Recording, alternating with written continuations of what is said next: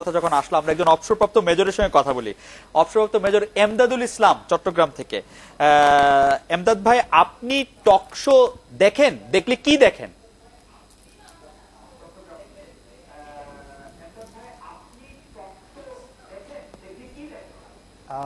ধন্যবাদ আপনাকে। প্রথমত আমি টক শো দেখি এবং নিয়মিতই দেখি। কারণ হচ্ছে আমি টক শোর মাধ্যমে আমাদের দেশের অনেক অপ্রকাশিত বিষয় জানতে পারি। যেমন আজকের বাংলাদেশ আপনি যেভাবে উপস্থাপন করেন, বা মতিউর রহমান ভাই যেভাবে অনুষ্ঠান উপস্থাপন করেন, মুন্নী সাহা যেভাবে অনুষ্ঠান উপস্থাপন করেন, আমি একসময় দেশ থেকে বহু দূরে ছিলাম, আফ্রিকায় ছিলাম, তো সেখানে বসে আমি অনুষ্ঠানগুলি দেখতাম। মতিউর রহমান ভাই যখন ওনার অনুষ্ঠানের মাধ্যমে ওই পত্রপত্রিকার যে শিরোনাম এবং তার উপরে যে আলোচনা করতেন, সেগুলো দেখে আমি আমাদের দেশের অবস্থা সম্বন্ধে জানতে পারতাম। এখন বিষয় হচ্ছে যে আমাদের দেশে টক শো এর যে প্রেক্ষাপট, সেটার একটা অত্যন্ত একটা গুরুত্বপূর্ণ ভূমিকা আছে দেশের মানুষের জনমত, দেশের মানুষের যে অবস্থা সেগুলো তুলে ধরার জন্য। কারণ হচ্ছে যেই দেশে পার্লামেন্ট যদি অ্যাক্টিভ থাকে, তাহলে সেখানে বিরোধী দল এবং সরকারি দল প্রাণবন্ত আলোচনা করেন এবং দেশের বিভিন্ন বিষয় তুলে ধরে সেখানে একটা স্বতঃসিদ্ধ সিদ্ধান্তে আসেন। কিন্তু আমাদের দেশে দেখা গেছে যে পার্লামেন্ট সেখানে সবসময় ইনঅ্যাক্টিভ রয়ে গেছে, যার জন্য সেখানে প্রাণবদ্ধ আলোচনা হয় না এবং সেখান থেকে মানুষ জানতে পারে না দেশের আসলে কি হচ্ছে। কিন্তু আমাদের যে টক শো গুলি হয়, সেখান থেকে মানুষ অনেক বেশি জানতে পারে, তারা সচেতন হয়। মেজর এমদাদ, আপনাকে ধন্যবাদ আপনার মন্তব্যের জন্য। আমরা পরে আবার আপনার কাছে এবং সেখান থেকে তারা একটা সিদ্ধান্তে আসতে পারে। ঠিক আছে, আমরা পরে আবার ফিরে আসছি আপনার কাছে। আমরা একটু আশরাফ কাসার ভাই আপনার কাছে আসি। যে মতি ভাই বলছিলেন যে আজকের আলোচনার বিষয় হওয়া উচিত ছিল যে একটি অভ্যুত্থানের চেষ্টা ব্যর্থ করে দেওয়া হয়েছে এটি নিয়ে। এখন আমার যেটা খুব জানতে ইচ্ছা করে যে আমাকে একজন, আমাদের সাংবাদিকতার একজন সিনিয়র মানুষ আমাকে একজন বলেছিলেন যে খবরের কাগজে কোনো কিছু পড়লে আমার কাছে প্রথম যে জিনিসটা জানতে ইচ্ছা করে সেটা হচ্ছে যে আসলে কি হয়েছে। আমারও কোনো কিছু একটা সংবাদ পড়লে বা সংবাদের ঘটনা দেখলে আমার জানতে ইচ্ছা করে আসলে কি হয়েছে। এইটা যদি আপনি আজকে দেখেন যে মানে আসলে ব্যাপারটা কিরকম, কারণ আমি মতি ভাই পুরোটা সংবাদ সম্মেলন দেখেছেন, আমি পুরোটা পড়ে দেখেছি এবং আমার দেখার সৌভাগ্য এবং ধৈর্য দুইটাই বলবো যে দুইটাই হয়েছে যে আমি পুরোটা দেখেছি। ওটার মধ্যে ওনারা যেটা বলেছেন অর্ধেক কথা আমি বুঝি না এবং আমার আসলে জানতে ইচ্ছা করছে যে আসলে কি হয়েছে। আপনি দেখেছেন কিনা বা আপনি বুঝেছেন কিনা সেটা যদি। প্রথম কথা খালেদ, এটা খুব সিরিয়াস একটা বিষয় এবং আমার মনে হয় জনগণের বা মানুষের জানার অধিকার আছে কি ঘটেছে এবং কি বলতে চেয়েছে। এবং অভ্যুত্থান বাংলাদেশে তো অনেক গুরুত্বপূর্ণ বিষয়। আমরা অভ্যুত্থান শব্দটা আসলে ওনারা বলেন না, ওনারা অভ্যুত্থানের আগেই ওনারা বলেছেন এবং বারবার ওনারা জোর দিয়ে বলেছেন ওনারা জানতেন যে আমরা ভুল করব বা ওনারা ভেবে নিয়েছেন আমরা ভুল করব এবং ওনারা বারবার এটা বলেছেন যে এটা কিন্তু আসলে অভ্যুত্থান হয় নাই, একটা চেষ্টা হয়েছে, হওয়ার আগে চেষ্টাটাকে নস্যাৎ করা হয়েছে। আমার মনে হচ্ছে যেই ভঙ্গিতে পরিবেশনটা করা হয়েছে সেই ভঙ্গিটা সঠিক কিনা এবং যারা করেছেন তারা অথরাইজড কিনা এই ব্যাপারটা বলার জন্য। কারণ আর্মি কোড অফ কন্ডাক্টে কিভাবে বলা যায় আমার মনে হয় এটা আরেকবার দেখা দরকার। তারপরে যখন একটা গণতান্ত্রিক সরকার ক্ষমতায় আছে, আসলে কে বলবে? গভর্নমেন্ট বলবে না মিলিটারি বলবে? মিলিটারি বললে আইএসপিআর বলবে না অন্য অফিসাররা বলবেন? এই পুরো জিনিসটা আমার মনে হয় আরেকটু পরিষ্কার করে না বললে জনগণের জন্য মুশকিল হচ্ছে বুঝতে। মুন্নীদি, আমি এই প্রশ্নটা এখানেই মানে ইয়ে করতে চাই যে আপনি কি পুরো ইয়েটা দেখেছেন বা আপনি ছিলেন? আমি পুরো সংবাদ সম্মেলনটা পুরো রাশটা দেখি নাই, বাট আমি অনেকগুলা নিউজ মানে যেমন বিবিসি রেডিওটা শুনলাম, আমাদের যে কটা চ্যানেলে কতভাবে আসছে রিপোর্টটা সেগুলা ফলো করার চেষ্টা করেছি। আশরাফ ভাই যেটা বললেন যে কে এই ব্রিফিংটা করবেন, কোন পদ্ধতি করবেন, সেটা তো ওনার বলা হয়ে গেছে। আমার যেটা মনে হয়েছে আমার মনে হচ্ছে যে আগে এই ধরনের ঘটনা ঘটলে কিন্তু এক ধরনের এটা হলো হঠাৎ করে যাদের এই সোর্স খুব ভালো অথবা তারা ভেতরের খবর ইত্যাদি, আমরা নানা রকমের কোড ব্যবহার করি, যে অমুক পাড়া তমুক পাড়া ইত্যাদি নানান ধরনের কথা বলি, এবং হয়তো কোনো একটা পত্রিকার কোনো একজন মতি ভাই হয়তো একটা এক্সক্লুসিভ দিয়ে দিলেন, তারপরে আর কোনো কিছু থাকে না। মানে এটা আমার কাছে অ্যাজ এ জার্নালিস্ট আমার ভালো লেগেছে, যেইভাবেই বলুক যিনিই বলুক সেটা মানে সেই এখতিয়ার নিয়ে আশরাফ ভাই বলেছেন, কিন্তু এটা প্রকাশিত হয়েছে এবং মিডিয়াকে ডেকে জানানো হয়েছে। কিছু কিছু তো প্রশ্ন থাকে যে কি হয়েছিল, কেমনি হলো, কোন দিন হলো, আদৌ এটা অভ্যুত্থান কিনা, মানে ঘটনার মোড় কিভাবে নিল, এইসব জাতীয় জিনিস নিয়ে তো প্রশ্ন করাই যায়। সেটা আমাদের সহকর্মীরা, আপনারা সহকর্মীরা ছিলেন, তাদের সুযোগ ছিল নিশ্চয়ই, কেন করেন নাই? না দিদি, আমি প্রশ্নটারে আরেকটু যদি ছোট করে নিয়ে আসি, তাহলে আমি যদি এরকম বলি যে একটি অভ্যুত্থান করার জন্য কিছু কথাবার্তা এটি আর্মি দেখলো, তারপরে আর্মি ওই ষড়যন্ত্রটা, গণতন্ত্রের বিরুদ্ধে ষড়যন্ত্রটা নস্যাৎ করে দিল, বা এটা আর্মি সংবাদ সম্মেলন করাটা আমার আর মনে পড়ে না, বা আর্ম ফোর্সেস ডিভিশন, এটা নজিরবিহীন, মানে এটা সাধারণত হয়নি। মানে এরকম ঘটনা ঘটলে সেটা নজির থাকবে। ঘটনা হয়তো এরকম হয়। বাংলাদেশে এর আগে বহুবার অভ্যুত্থান হয়েছে, 80 দশকে, 70-এর শেষ দিকে চেষ্টাও হয়েছে, 17-18টা গল্প আমরা শুনেছি, কিন্তু কখনো এটা বলা হয়নি। কিন্তু এবার এটা কেন বলা হলো এটা কিন্তু এখনো স্পষ্ট না, আমার কাছে এইটা বিষয়টা স্পষ্ট না। যেমন মানে বলাটা কি ভালো লাগে নাই, মানে বলাটা না, বলাটা না, বলার ঠিকের কথা না, মানে মানুষের মধ্যে তো না, এটা ঠিক আছে। প্রশ্নটা হচ্ছে পুরো বিষয়টা এখন অস্পষ্ট আছে, কারণ আসলে কি ঘটেছিল, আপনি যেটা বললেন কবে ঘটেছিল, এটা কিন্তু তারা বলেন নাই। আচ্ছা, এখানে শেষ কিনা বা কি অবস্থায় আছে, তারা বলছেন 15-16 জন জড়িত, এবং দেখা যাচ্ছে যে আমি আমার স্বীকার করতেছি, আমি পুরোটা দুইবার শুনে আমি কিছু বুঝতে পারি, অর্ধেক জিনিস আমি বুঝতে পারিনি। না, সেটা টেকনিক্যাল টার্ম আছে অনেকগুলো, সেটা ঠিক আছে। না, প্রশ্নটা হচ্ছে যে এই অভ্যুত্থানের খবর দেওয়ার পরে আপনারা বলছেন যে এটা এই খবর তারা বলেন নাই, কিন্তু তামাম দুনিয়াতে আপনার যে মিডিয়াতে যে খবরটা প্রচারিত হয়েছে সেখানে কিন্তু এইটাই বলা হয়েছে যে একটা চেষ্টা হয়েছিল, সেটা কিন্তু ব্যর্থ করে দেওয়া হয়েছে।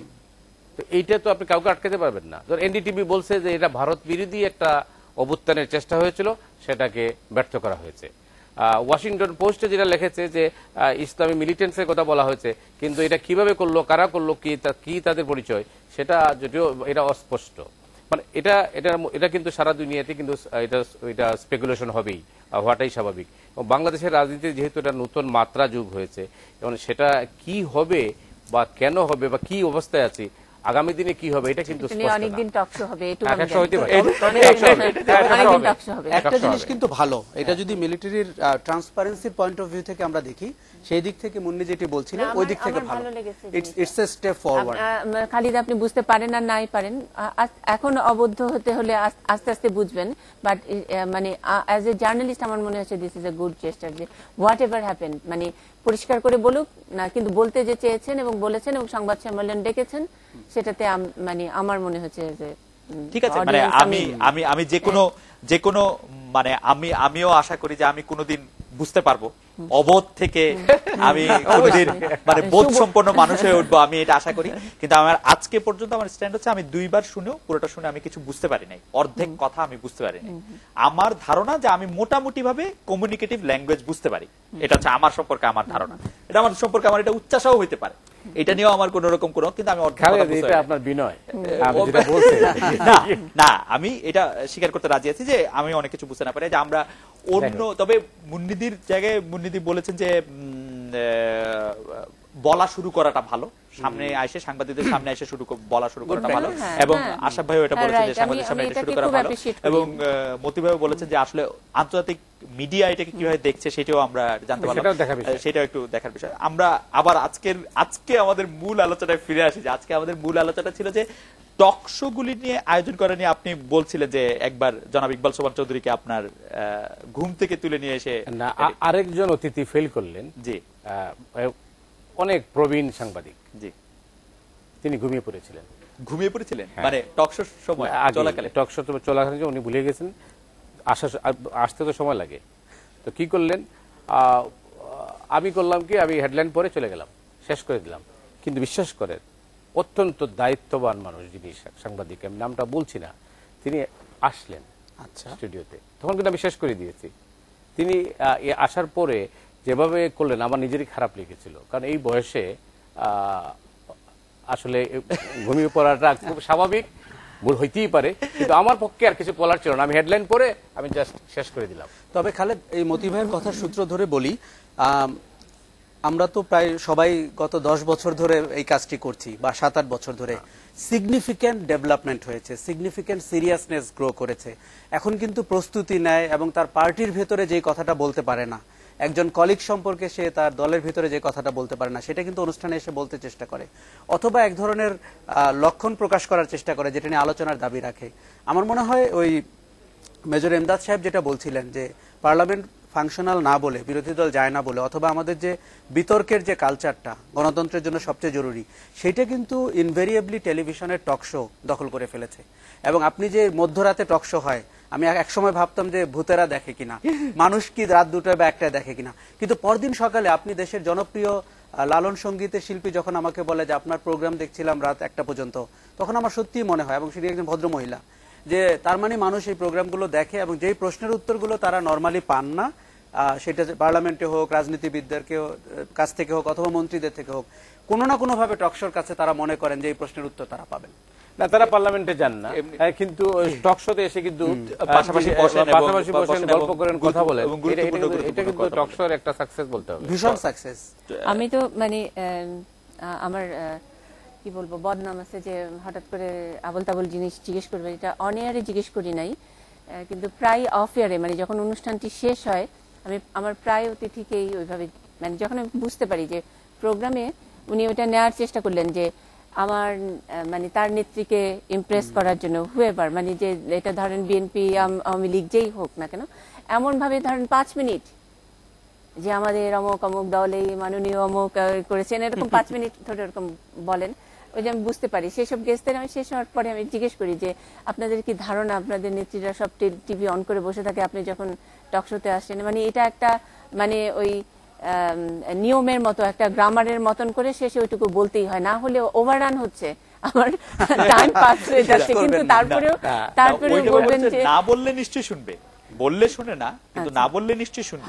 মানে মুনির সূত্র ধরে বলি, আমি কি আপনি জানেন নিশ্চয়ই যে আমি অন্য একটা মানে টেলিভিশনে, বিশেষ করে বাংলা ভিশনে একটা অনুষ্ঠান করি, একজন সাবেক মন্ত্রী এবং একজন বর্তমান মন্ত্রী, ঝগড়াটা এমন পর্যায়ে পৌঁছালো আমি প্রায় 7 মিনিট চেষ্টা করলাম থামানোর জন্য, থামাতে পারি না। একটা স্টেজে আমি বন্ধ করে দিলাম, ইশারা করলাম যে স্টপ করে দাও, এবং তাই করতে হলো আমাকে। কারণটা হলো একজন মন্ত্রী অন্য দলের নেতা সম্পর্কে একটা মন্তব্য করলেন, ওই মন্তব্যের জবাব দেওয়ার জন্য ওই দুজনেই কিন্তু খুবই সমাজে অত্যন্ত ভদ্রলোক হিসাবে পরিচিত, তারা যে ঝগড়া করবেন এটা আমার ধারণার বাইরে ছিল, এবং আমাকে কিন্তু কিছু না বলেই শেষ করতে হলো।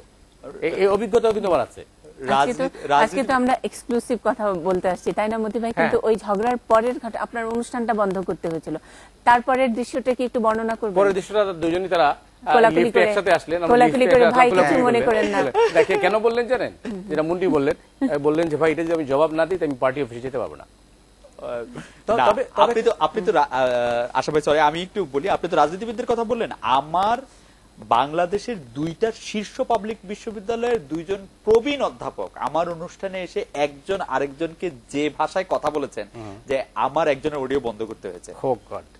সত্যি সত্যি মানে এটা তো রাজনীতিবিদদের আমরা একটা ক্লিন সুইপ নেই বেশিরভাগ সময়, কিন্তু সত্যি সত্যি 2জন শীর্ষ পাবলিক বিশ্ববিদ্যালয়ের 2জন শীর্ষস্থানে অধ্যাপক, তারা একজন আরেকজনকে যেরকম ভাবে বলেছেন একদম মানে অবোধ, নির্বোধ, মূর্খ। তবে এই যে এর সাথে একটা পজিটিভ জিনিস বলি, সেটা হচ্ছে এক ধরনের জবাবদিহিতা বা অ্যাকাউন্টেবিলিটি টকশোর তৈরি হয়েছে।